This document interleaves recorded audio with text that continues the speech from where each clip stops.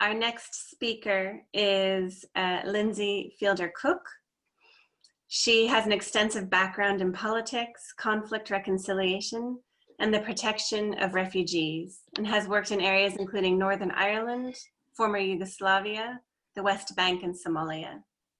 Lindsey joined the Quaker United Nations office in 2013, and there she focuses on climate change and environmental degradation as a peace and justice concern, engaging at an international level with the climate change negotiations, climate science, and human rights efforts, while seeking to connect international progress with grassroots efforts. Thank you, Lindsey, for joining us. The floor is yours. Thank you so much for this chance. Thank you all who have spoken and will speak, and thank you all for everyone who is listening. I hope to be brief. I'm looking forward to the discussion. I wanted to start with a memory, and my memory is in my first climate COP, which was in Warsaw, where the IUCN had put beautiful big photographs of nature all along the corridors. And as we rushed past in between the different negotiation rooms, we kept being grounded on why we were there. Because in these institutions and these negotiations, nature is in the empty seat. There is no voice for nature. You asked for me to bring in a Quaker voice along with my friend Sara, holding you all in the light for this. And the Quaker, the Religious Society of Friends, before I share this, I need to give you a little background because it may help to say why I am saying what I'm saying. Because the visions and the guidance that we offer now as human beings are grounded in our history and our background. And the Quakers were born in England in the 1600s when there was a civil war, religious, economic, and political chaos, someone called a world turned upside down, which might feel like today for some of us. And in that kind of reformation for a Christian Protestant group, the things that the Quakers stood for were absolutely radical at the time, just like how we need to be radical today. And the radical things, for example, a direct relationship with God, no ministers, no hierarchy, no creed, equality between classes, which remains in the UK and many countries still radical, equality between sexes, pacifist, God's children, how can we kill each other, personal witness alongside political engagement, and testimonies that ground in peace and justice, equality, simplicity, truth, sustainability. Those grounding all of us still hundreds of years on. So if you ask why share this, well, if we try to think of a Quaker and contribution in a vision for a new normal, it's that continuing to challenge the mainstream, what at the time of its present seemed impossible. For the Quaker history, they're looking at religious freedom, the abolition of slavery, the anti-war, the kinder transport during World War II, the civil rights, the sustainable and just economy call. In the UK, for example, the first church to recognize same-sex marriage, the first church to divest from fossil fuels.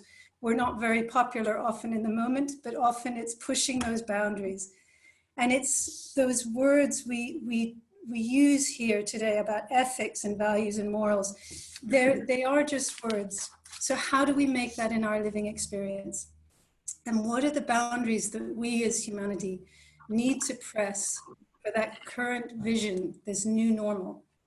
So starting with the lessons, and many of you have already shared these and identified them. What are the lessons we learned from this virus? Some that I would uphold. The shared vulnerability, as Dave said, the fragility, shared between countries, across borders, between economic, different communities. The recognition that we are not immortal, that humanity, we are like a locomotive with no brakes. And this was a time, this was almost a chance to look at ourselves, as many people have already said, that our health is dependent on the health of nature, that interdependence of nature, that the preemptive action, when done well, will save lives, just as preemptive action now to stop the degradation of nature can save billions, both ecosystems and humans, species. And that political will is possible when it is there, and when you have political will, you will have finance. So what are the honest conversations, the unpopular conversations that will help us expand this vision today? I think we start with an honesty in the conversations of our own actions, what within our personal and our institutions. What are the honest conversations we need to have about our responsibility, our accountability to societies? And we look into the history of colonialization, the violence that we within our communities have done to others, the maintained structural inequality, the monetization of nature, the nature capital, the phrases we use of how we describe this very essence on which we live, the logic of growth at all costs, the inequalities and disparities which ravish humanity and ravish nature, and the ecological and cultural genocide that is happening. How do we look at this new vision? How do we build it? The IUCN, the spiritual strength, the cherishing of nature that I see in the IUCN, the potential you have in this word cherish. It was your words I read in the paper that was sent around, which was quoted, the challenges of conservation integrated with sustainable economic systems, human rights, participatory political democracy, and military security. And I thought of that and I thought, what are the gifts that I see in the IUCN? Well, as I mentioned, nature is usually voiceless in our human institutions. You are a voice of nature. We are the only, as Quakers, the only, to my understanding, registered or accredited observer at the Intergovernmental Panel on Climate Change, the climate science. And I see the IPCC as a lawyer for nature. They will tell us, if we do X, we will save this many species. If we don't, we will lose this many species, including our own. But the IUCN, in many ways, for me, is like the heart and voice of nature. And so I leave you with some thoughts. I encourage you to be truly visionary. And to be visionary, you need to let go of fear. I encourage you to be effective by starting by being honest with ourselves. What is wrong and why is it wrong? We talked about our economic systems, we talk about our lifestyles. We need to speak with hope, as Dave mentioned, and encouragement and honesty in the vision that we want. And what are the boundaries that we can push? For example, because there are many, the cost, when we talk of cost, make it reflect environmental cost. Use words like cherish, regeneration, sacred. Do not be afraid of those words because they give people hope. Use our imagination. What can we push? Advocate, for example, for the rights of nature. The conservation, the protection and health of nature is the protection and health of humanity. And finally, as many of you have said, and Jessica highlighted in her introduction, listen to each other, the power of dialogue, the power of seeing the human before you as we do with our work with negotiators in the UNFCCC, speak from the heart, see the human. All of us have fears. Speak to those fears, speak to those hopes. Most of us care. And how can we encourage and live that vision we seek? So as Sonja said, love, as Dave said, hope, and I would add a word to quote young Greta Thunberg, courage. Thank you. Thank you.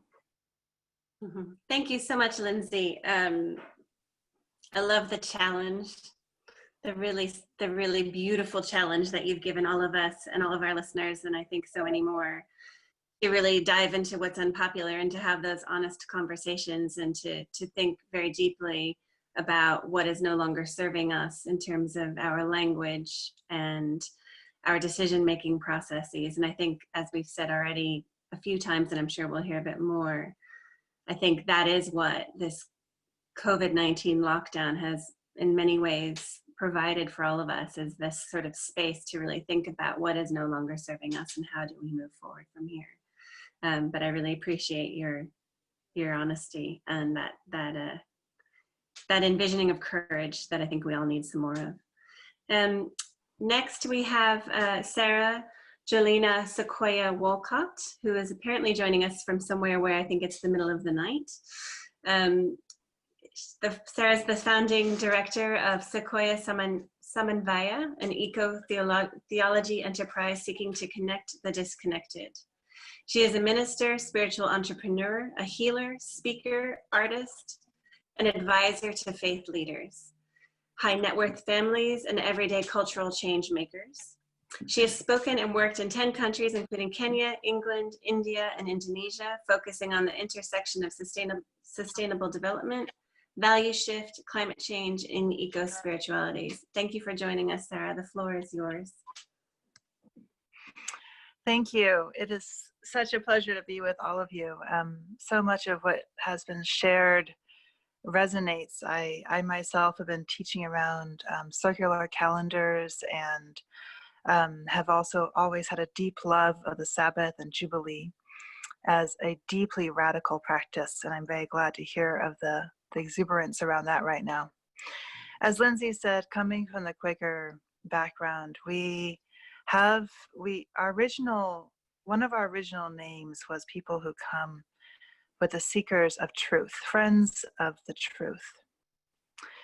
And there's an old image, an old Quaker image, that if you gather together and you sit and you listen in the silence, then there will be a spirit that will speak to you.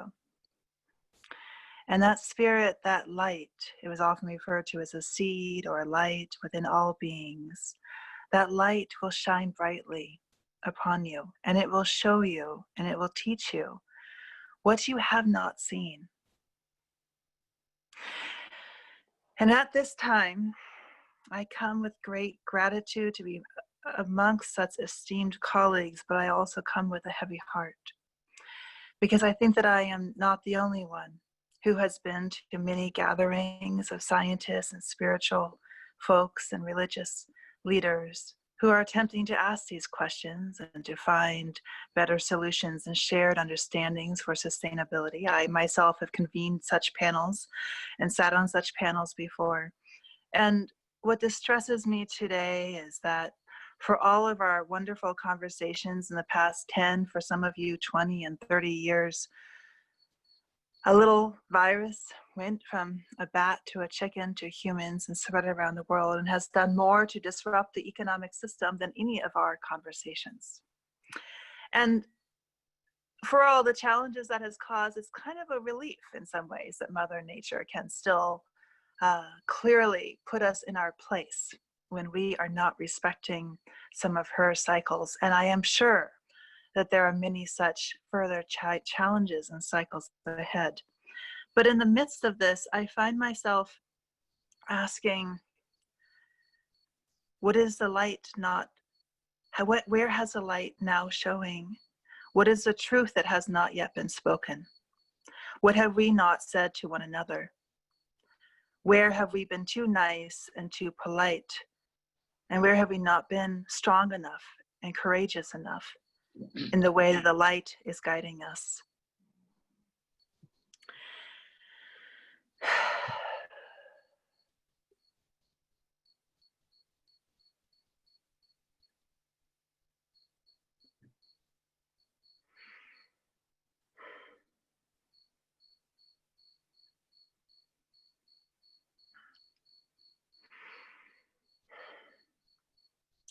Our traditions are old.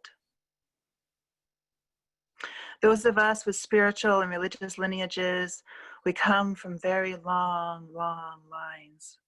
The knowledge that we carry, the songs, the dances, the wisdom that have been passed down from us, generation to generation, that knowledge is much older than scientific knowledge, as we see science today. I would like to suggest that science is a newcomer to this conversation of what does it mean to protect the environment? What does it mean to be part of the interconnectedness of all beings? This is a conversation that has always first and foremost been part of those who are led by the spiritual light that shines within and between all of us. Now, those of you who know any bit of history will immediately say, well, Sara, actually many religious leaders have not respected the environmental principles, nor have they respected other human beings. And to this, I come to my second point. That for one, the big elephants in the room in any UN gathering that I have attended has always been, well, why do we have poor countries and rich countries to begin with? What is the real cause of the wealth inequalities? We are forgetting to talk, my friends, about the histories of colonization. We jump too quickly to capitalize capitalism. We jump too quickly to the modern economy. And we do not look at the deep pasts. We do not look at the colonial histories that are such that they have involved and shaped and formed religious histories around the world, not least the Judeo-Christian lineage of which I come from and of which my ancestors were clearly a part. And it is to this history that I turn, that I have found myself turning, not because I was so smart as to turn there, I can assure you. I turn to these histories because my Indigenous colleagues helped me see that, and I had been just enough awake to hear them. Not much more than a little bit, I can assure you. Climate change does not start from the Industrial Revolution. It starts, at least, from colonization. Our attempt to narrate, and I am saying I include both scientists and many religious leaders today, our attempt to narrate the origin of the problem from the Industrial Revolution actually perpetuates the problem. It does not enable us to get to the heart of why we have the security issues. And I think we should address this quickly as a security problem. Why we have the security issues that we have today. And when I say security issues, what I mean is that inability to relate to our neighbors as ourselves. And that inability to deepen into that deep love of the divine that all of our traditions point to. At the depth of colonization is a very deep insecurity. At the depth of violence is a very deep, deep insecurity. The theology, the Christian theology that supported colonization was deeply warped. It was, as James Jennings says, a diseased imagination. And it's a disease within the imagination that created a level of violence and a racial rubric that has continued to impact people and places alike. We cannot separate the conversations around race with the conversations around the environment. So it's no surprise to me that as we emerge from this coronavirus shutdown, as the economy begins to come out again, the first thing that comes up in America is the challenge of race, the original sin, one of the original sins. I actually titled The Entire Destruction of the Americas, the loss of indigenous languages and peoples, and racism as part of the original sin of this country.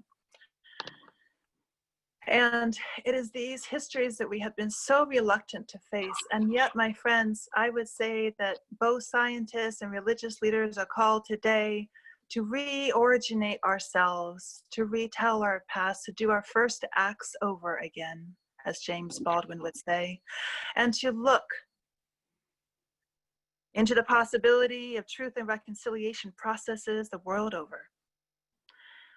To consider that to take bold action around the environment is to engage in a process of truth-telling, and to engage in a process of conciliation for all the many parts of the world where that reconciliation has never been there. And that sounds perhaps painful, but I would like to also suggest that part of what we have lost in the process of colonization is actually what we might find in the word jubilee, if not the actual meaning, which is to say, the process of celebration. Ritual and music, song and dance, as means of communication, sharing, knowledge, and gathering, have also been lost, as we have stuck to the dryness of facts and graphs, of data that most people don't understand, and of the expertise that not only scientists, but also financials, people in the financial areas and high levels of government hold as forms of expertise to dominate the people instead of coming closer to their own truths and to the local level governance that is inherently possible and has been part of sustainable societies forever.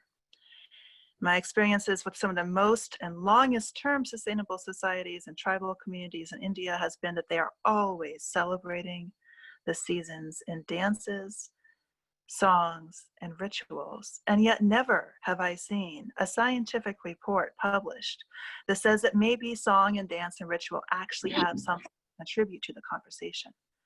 As if humans are only persuaded by intellectual data and knowledge. This conversation would not be happening today if this was true. We all can speak to the heart. And yet I would like to suggest that one of the things that needs to happen right now is that from the heart, we need to move down and throughout the entire body. That this is a process of deeper embodiment. That the heart is actually something that lives not only in the heart chakra, but also throughout the body. And that the Quakers are so known for is because the spirit is inherently a somatic creature that moves invisibly like wind. So that's enough for me. And thank you, all of you. Thank you, Sara.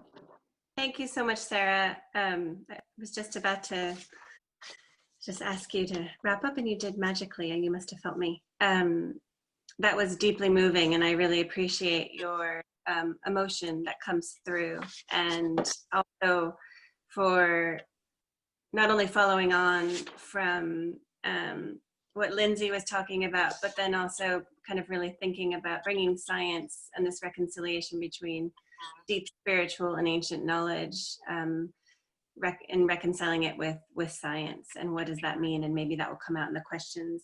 We've got 2 more speakers, and we're of course already running over time, which is part and parcel for this, but we're not going to let anybody down, and we're going to hear from everyone.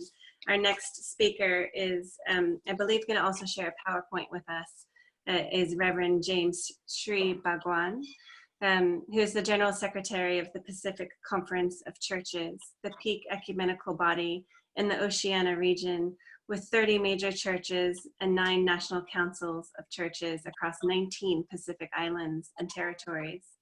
He is an ordained minister of the Methodist Church in Fiji and holds a Bachelor of Divinity with honors in ecumenical studies from the Pacific Theological College in Suva, Fiji, and a master's in theology and Christian social ethics. I can't imagine what time it is right now for you, so I'm very grateful for you, to you for being here with us. I believe you're going to attempt to share your screen with us, and I'm going to leave that to the behind the scenes wonder people who are making sure that we are moving along fluidly. Thank you. The floor is yours. Thank you, Jessica, and my thanks to the team from IUCN for the invitation. Thank you, Lisa, and also to Elise Huffer from who's down the road, well, not literally, but on the same island as I am, who put us in connection. I want to acknowledge 2 friends who I'm meeting after a very long time by this gathering. Sara, who spoke earlier, we met in Bonn at COP23, and it's good to see you again. And what you have shared really is woven into, or weaves very beautifully to what I will be sharing. Also, Valériane, and I'm going to just to let me see if I can get this right. If you can see that picture, that's Valériane sitting in a rickshaw as we cycled through the streets of Bonn in 2017, carrying a message of climate justice.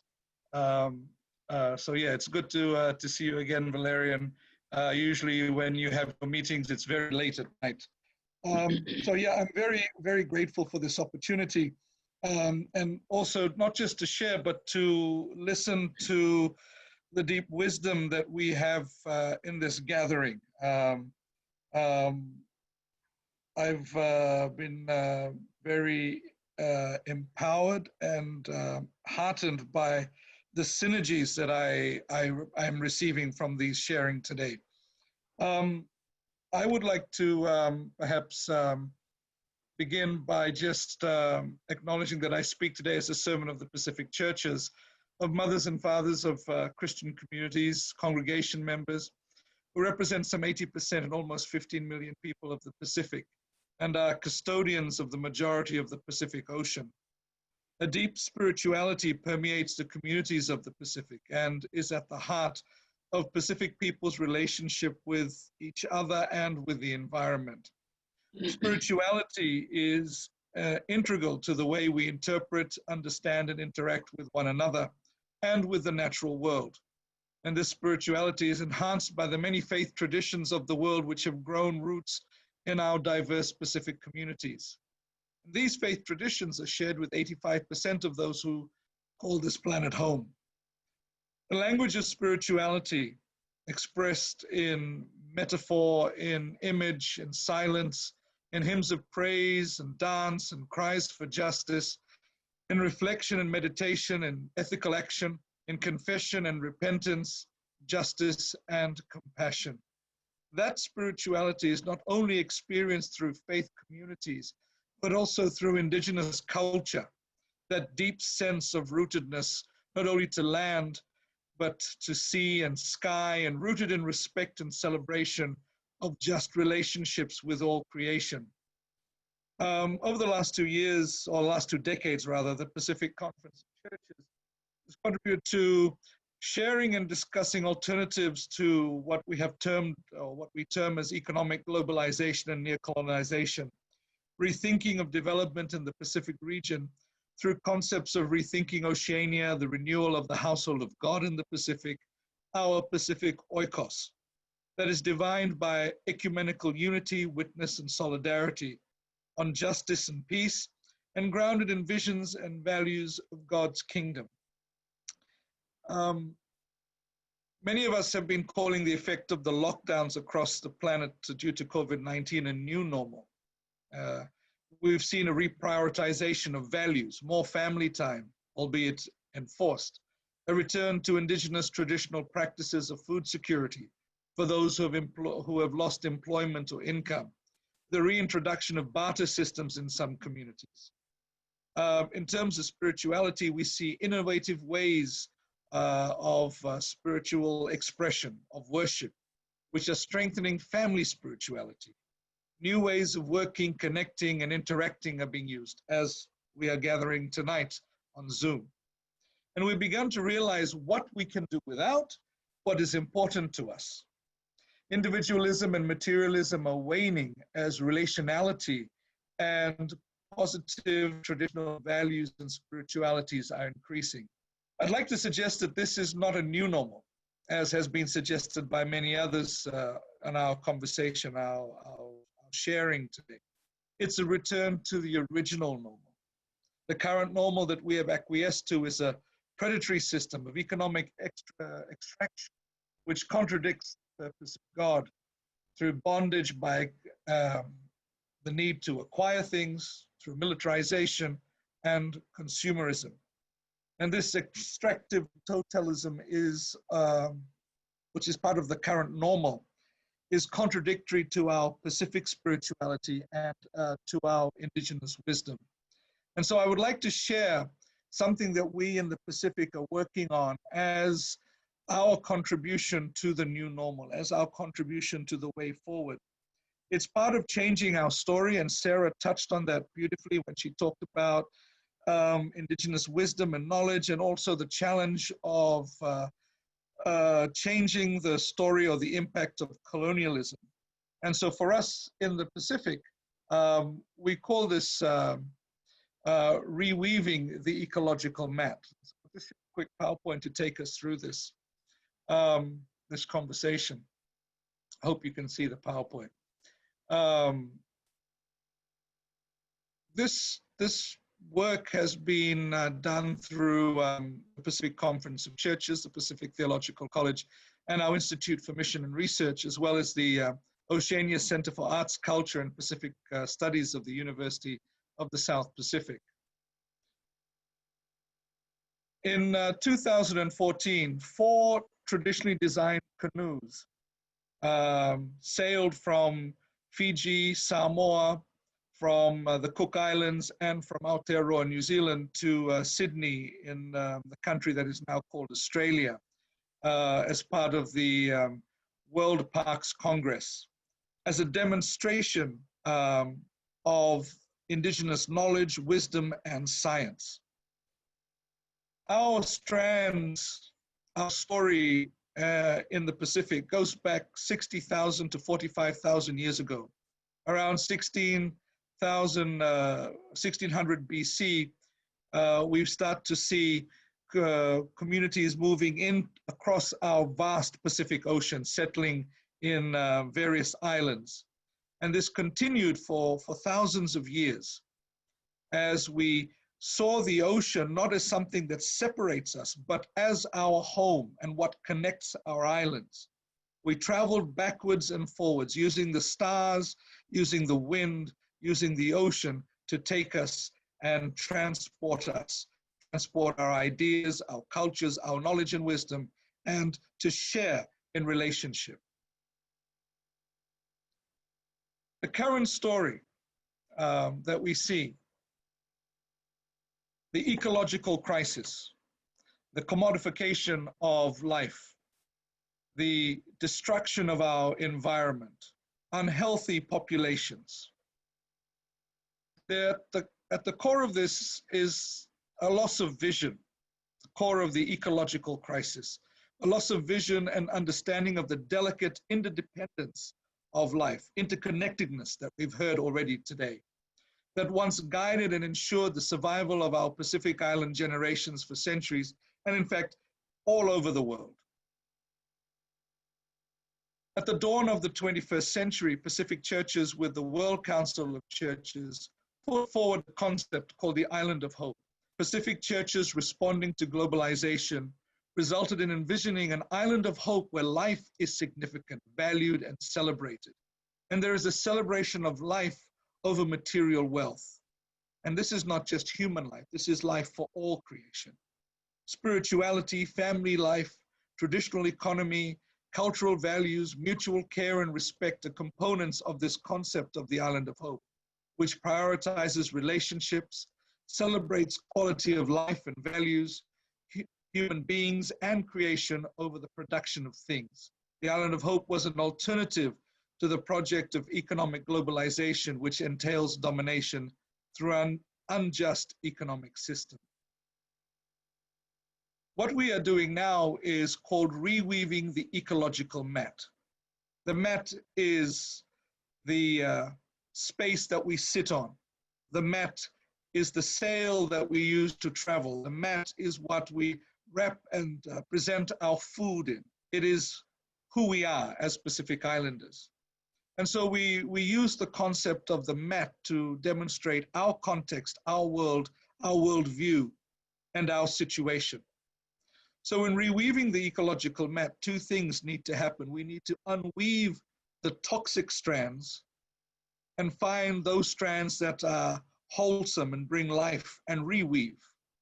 And there are 5 strand areas that need to be rewoven. Politics, its systems, arrangements, and the distribution of power. Development, its ethics and models in the region and all over the world. Social and physical health and well-being. Spirituality and theology, and we've heard already about what happens when theology is misused and becomes corrupted. And environmental health and well-being.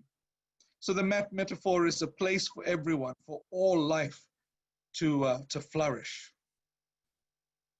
Part of that reweaving of the ecological mat is a regional ecological framework for development. It is a system of change, and the main goal of our reweaving the ecological mat is basically saying that to address our ecological crises, we need to look at through 4 worldviews as interpretive keys of their experience of development.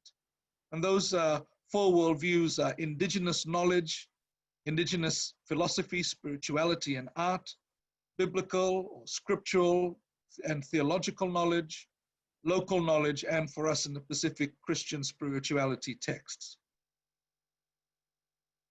This ecological framework for development is an alternative paradigm to the dominant capitalist market, profit-centered and individual ownership. The ecological framework for development focuses on ecological well-being, where the collective whole matters. And again, I refer not to the collective whole of humanity, but to the collective whole of creation. Is it really the alternative paradigm? Well, for us, that's the question, because as we've said, this normal is not our normal. This way of doing things, this ecological well-being centered, collective whole mattering way of life has been the way of our ancestors, the way we did things. And we also have developed this process of ecological accounting, which adds well-being to the concept of the gross domestic product. How do you measure development? Only in money?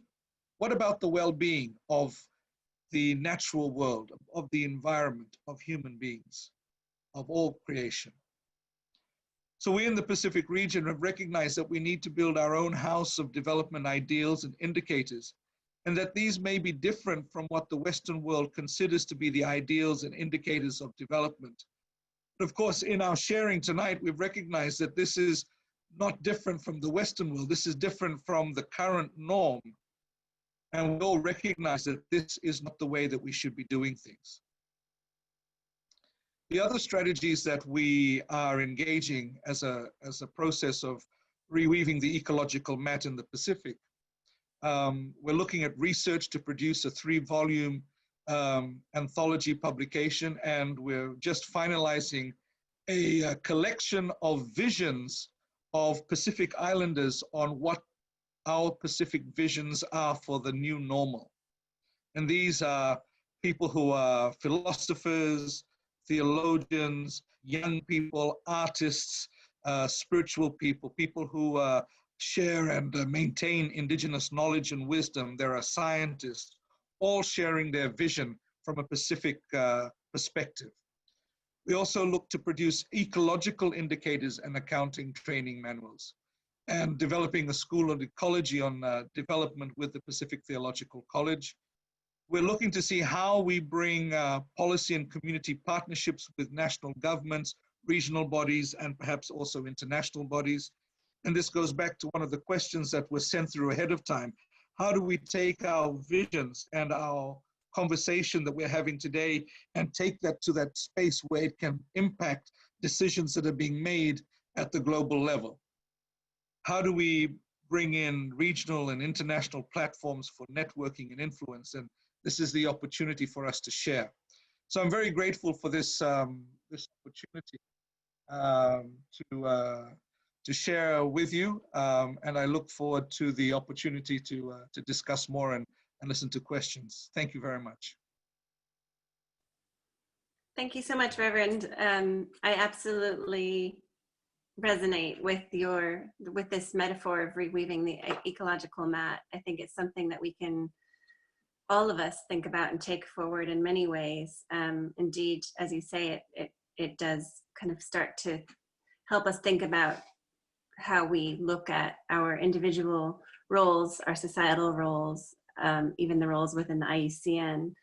And I think it's really important to remember how you started, you know, that we're seeing individualism and materialism waning, and that in fact this isn't really the new normal that we've been in, but perhaps a return to what was once normal.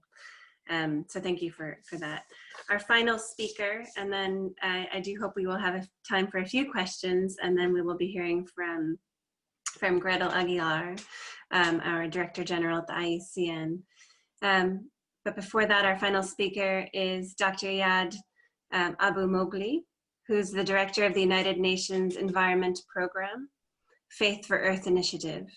He leads the regional team of UNEP West Asia in identifying and assessing relevant needs, priorities, trends, developments, and policies at the national, sub-regional, and regional levels in order to incorporate them into UNEP policy and program development.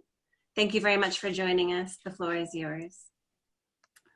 Thank you very much, Jessica, and thanks to IUCN for hosting us. And of course, a million thank you to all the speakers for their wisdom and spiritual reflection. Well, you have all eloquently highlighted the state of the environment and the complexity of the old normal, or as was mentioned, the not normal by Sonja. And of course, your views on how we are all morally responsible for what's happening and what will happen. So as Dave talked about the hope and vision as part of his 5 points, let me share with you UNEP's vision, providing some hope to a new normal and environmental justice, as Fazlun called it, adil in Islam. Well, in UNEP, we acknowledge for sure that the most important priority for billions of people is to protect them from the immediate health challenges of COVID-19. But of course, UNEP also has a duty to help nations build back better after the pandemic, of course, to increase resilience to future crises. For that, we consider the health of the people and the health of the planet are one and the same.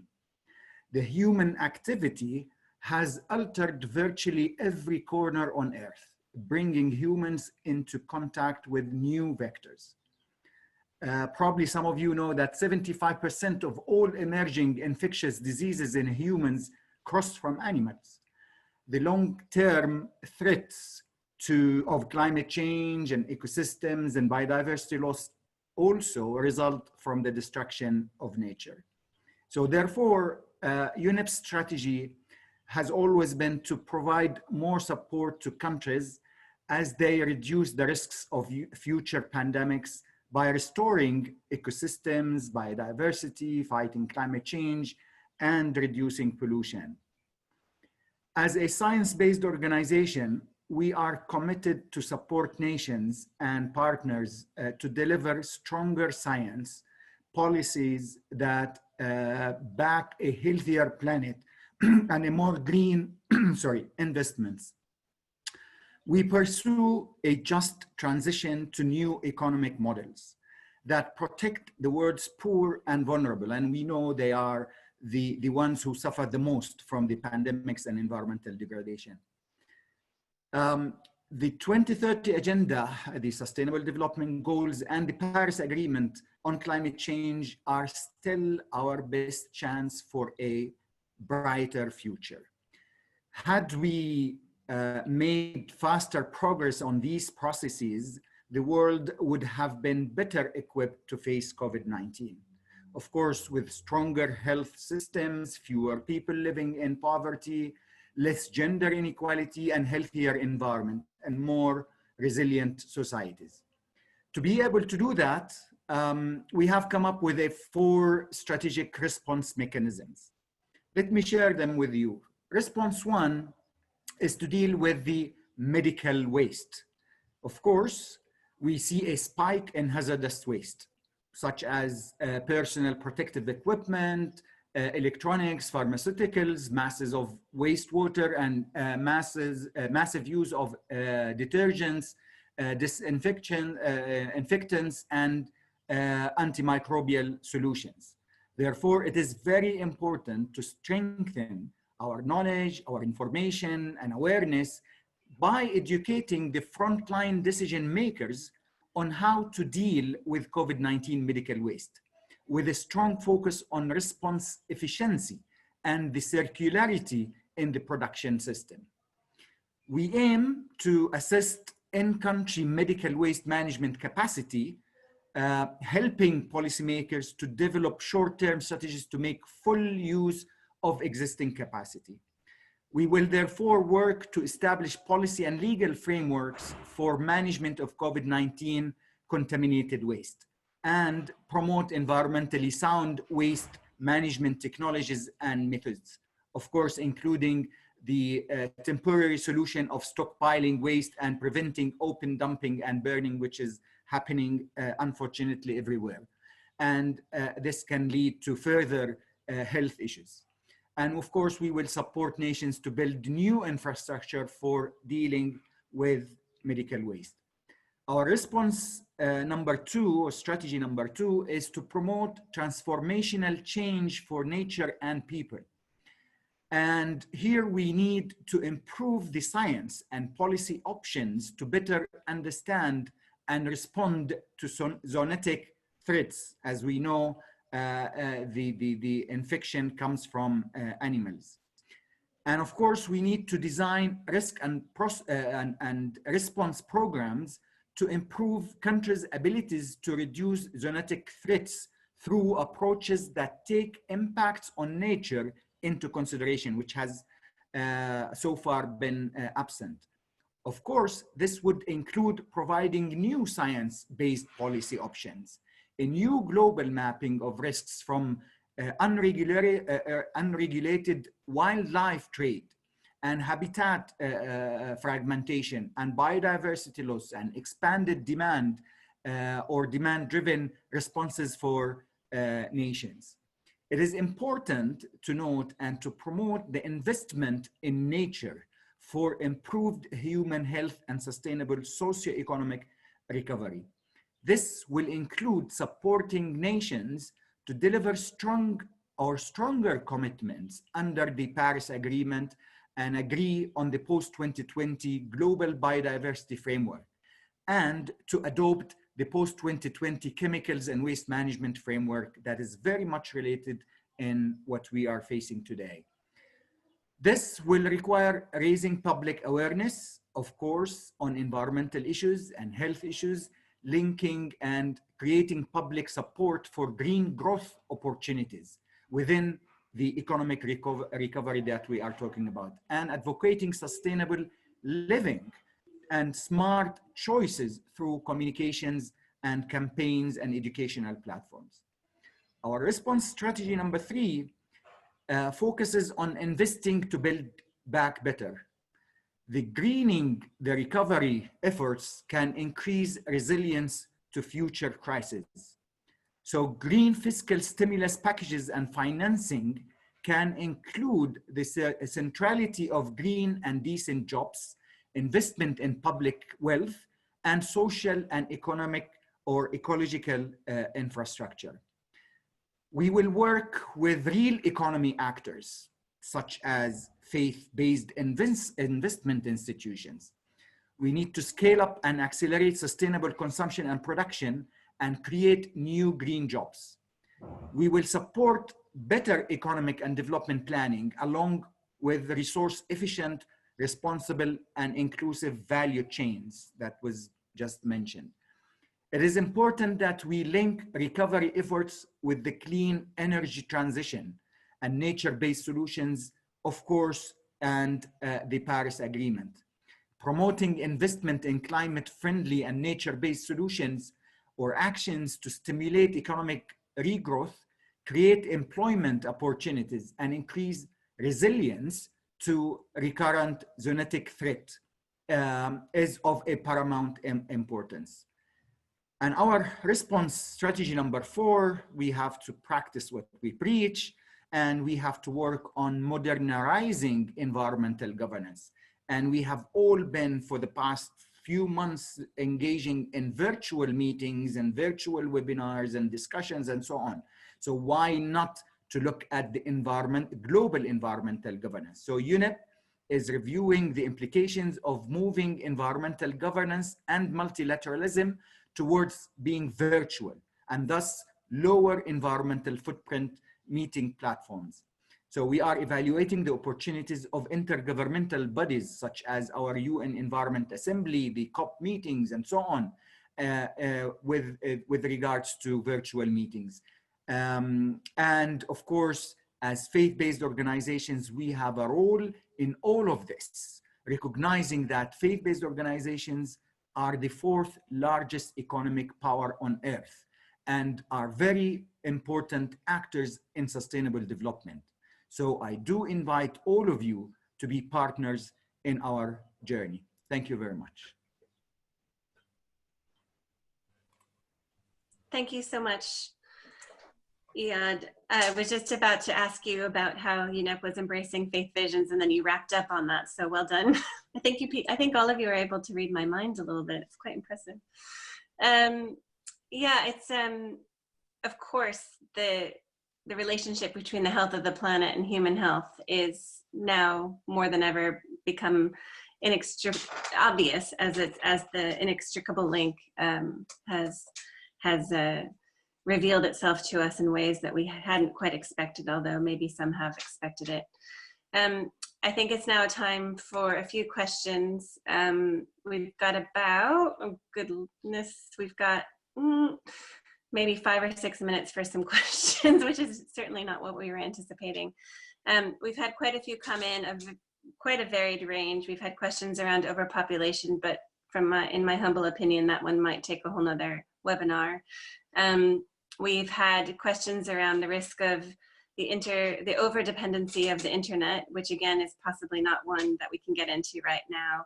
But there have been quite a few that have been themed around this kind of tension between science and spirituality. And so I think what I'd like to do is focus us back to the reason we're all here in the first place, and under the auspices in the context of the IUCN, which is of course a science-based organization. And I guess, from my opinion, it's sort of, we know that science is telling us that we have a serious problem, but we also know that the problem cannot be solved by science alone. And from my perspective, I think, and as this has come out in so many of your comments this morning or afternoon or wherever you might be, that we really need to have a shift of consciousness, which of course is where all of you come in. So I guess I would just throw it open to the floor and to say, so from your experience, from your perspective, I suppose from experience as well, how can the IUCN be more involved in this consciousness shift? I know we have, obviously CEESP, which holds space for this, and through how, is how we know all of you, and the work that the Nature-Culture Initiative is bringing to light. But I really think it would be important to probably integrate this more deeply, and it'd be great to hear from some of you about how the IUCN can be more involved in this consciousness shift. And I might need help in deciding, and does anybody want to sort of let me know if they have an immediate reply? Or you want to unmute yourself? Dave? Yeah, just briefly to get it going.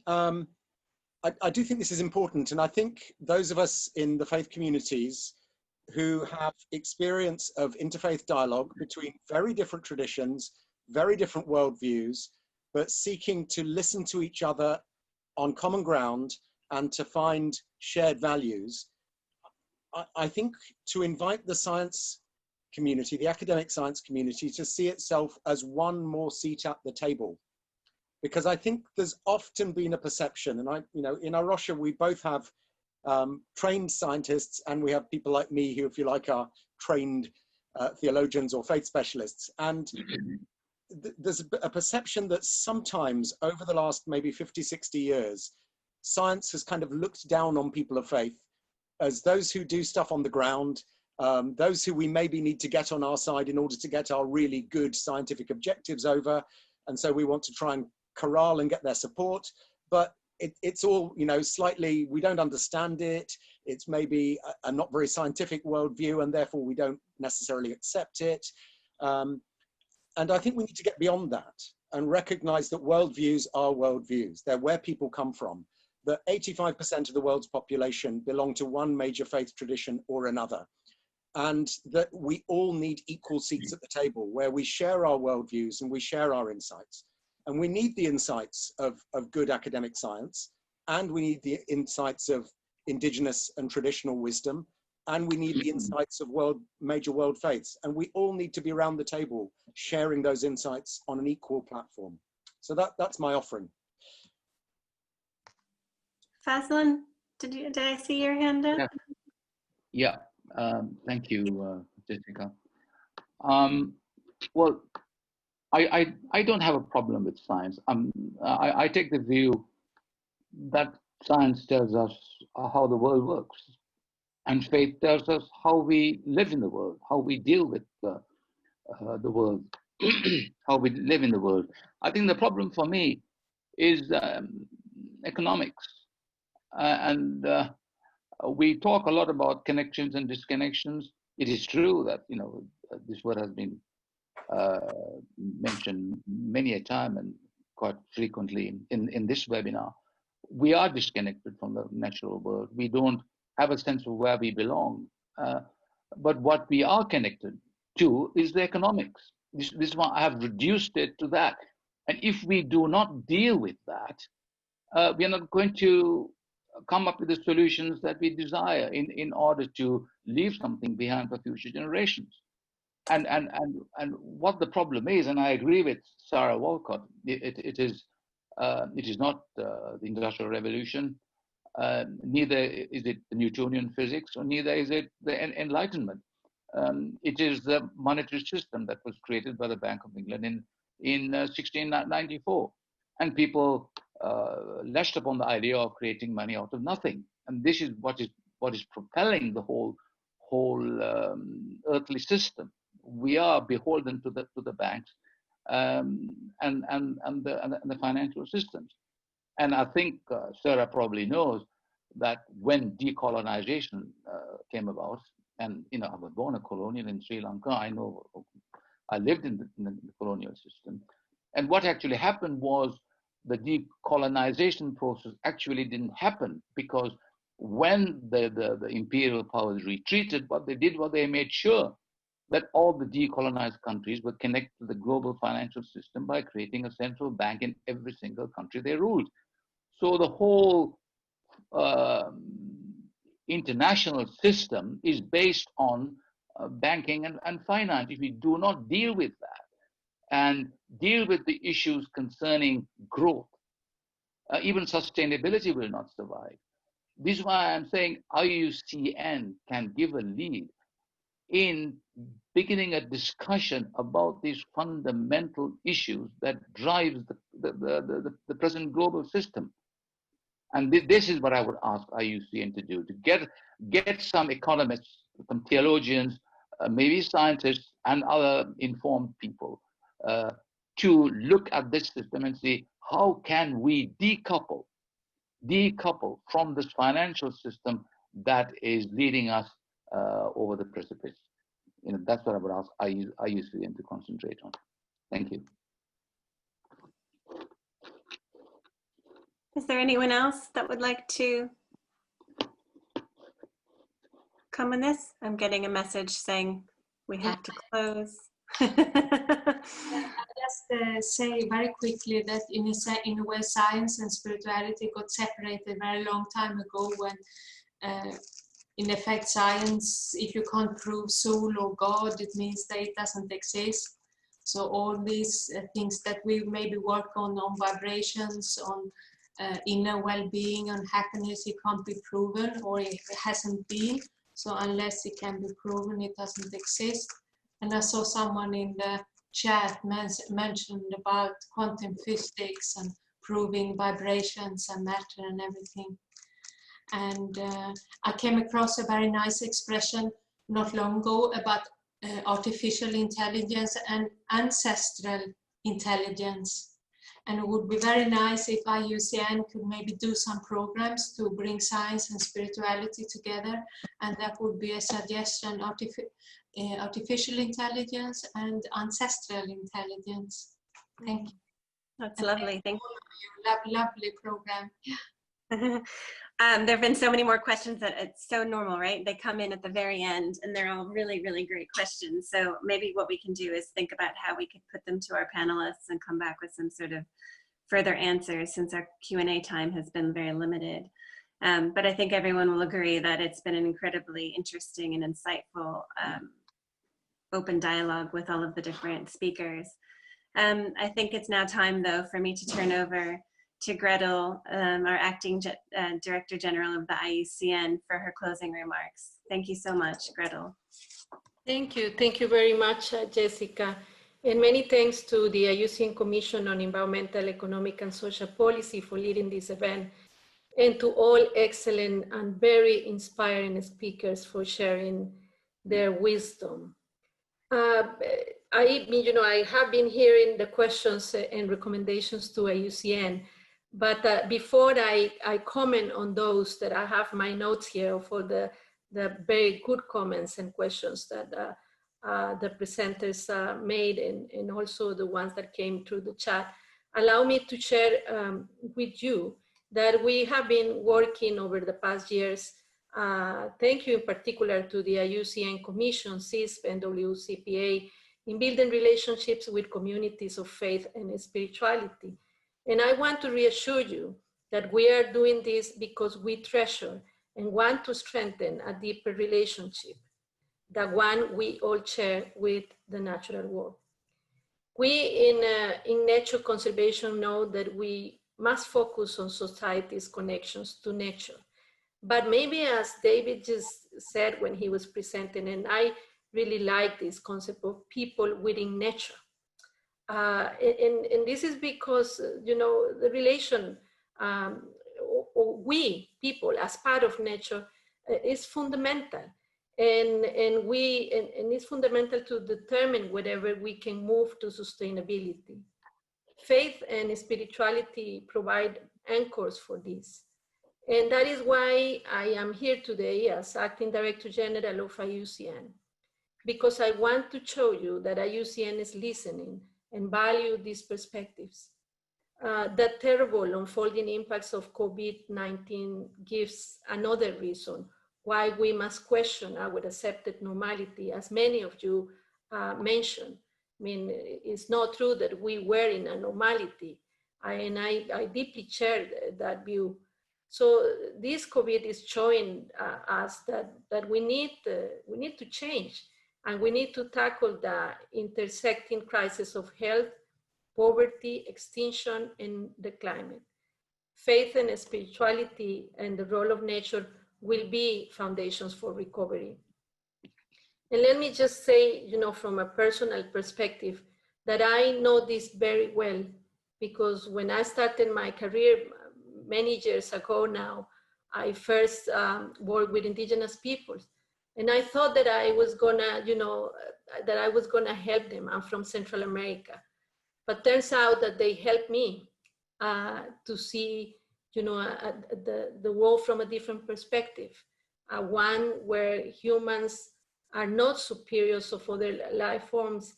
And as, indigenous peoples believe, they believe strongly that we have a responsibility to maintain the world that we share within the animals, the birds, the trees, the plants, the forests, mountains, and rivers.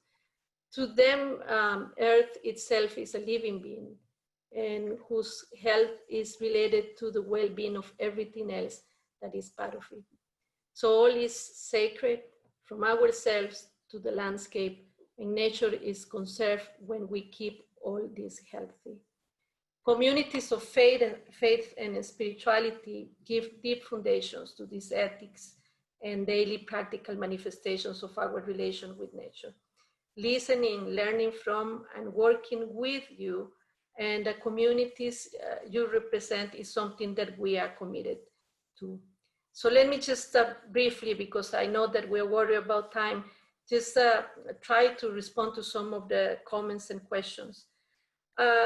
Yes, I hear many of you talking about the need for IUCN to talk about how we can decouple from economic systems to question, capitalism, to question natural capital, to question all of this. So we will hold the IUCN Congress in Marseille in January 21, if things permits, considering the situation the planet is going through.